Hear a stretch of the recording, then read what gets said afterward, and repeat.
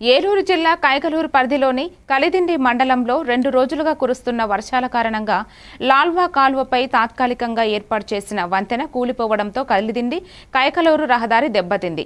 లాల్వా డ్రైనేజీలో నీటి ప్రవాహం పెరగడంతో R&B రోడ్డు కూడా కొట్టుకుపోయింది. పరిస్థితిని ఎంఆర్ఓ, ఎస్ఐ పరిశీలించి అధికారులు వెంటనే చర్యలు తీసుకుంటారని తెలిపారు. గండి పూడ్చి రహదారిని త్వరగా పునరుద్ధరిస్తామని ఎంఆర్ఓ పేర్కొన్నారు.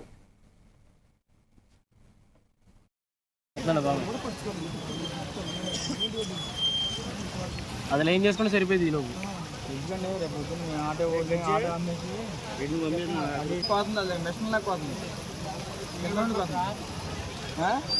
అది పడిపోతుంది దాన్ని విడి తీయండి పడిపోయింది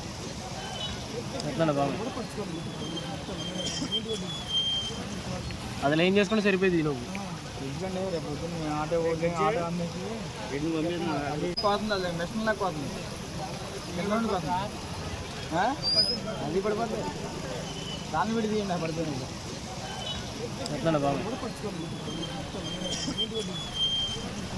అది ఏం చేసుకుంటే సరిపోయింది ఈలోపు ఎందుకంటే రేపు పొద్దున్న ఆటో ఆటో అమ్మేసి అది పోతుంది అది మెషిన్.